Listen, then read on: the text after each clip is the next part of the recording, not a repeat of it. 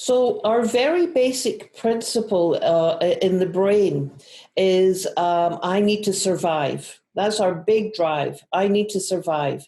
And so we have deep inside our brain an alert system, a scanning of the environment to see, is it safe? Are there threats in the environment? And that's called our amygdala. We've got one on each side of our brain. We've got two hemispheres. So it's right on the one side of our brain, or both sides of our brain. So the amygdala senses threat in the environment, and that can be outside stress or inside stress. So when it experiences, and it's super fast, when it senses or perceives danger or threat, it sends out a series of signals to release adrenaline and cortisol, and that's why you breathe hard and and your heart rate goes up and you sweat and stuff. That's your body getting ready to take off. But if your body was just on high alert all the time, you would literally wear your organs down. So there has to be how do you turn that stress tap off?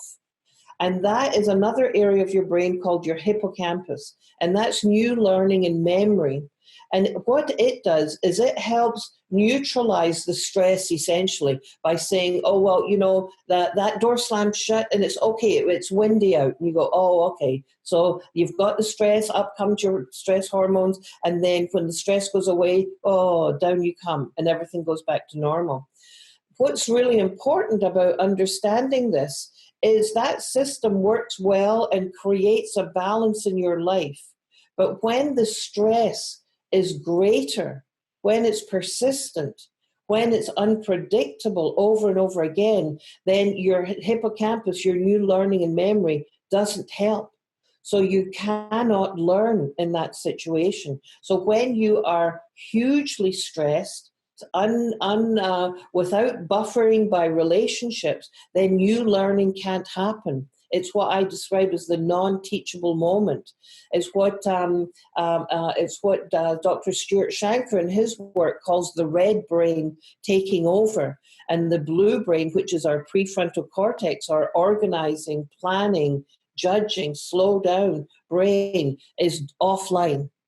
And so that's why it's really important that we help little kids and big kids learn to recognize when bodily functions, how do you feel when you get stressed? And how can you manage that? Deep breathing, the mind up and other strategies are hugely important for those kind of stressors. But what we're finding instead now is that kids are saying, I'm anxious, I've got a mental health problem, rather than saying, I'm anxious, I need to do something about managing it. We're in a period of time where we're labeling what I think is probably manageable distress and calling it disorder. And it's creating havoc for kids.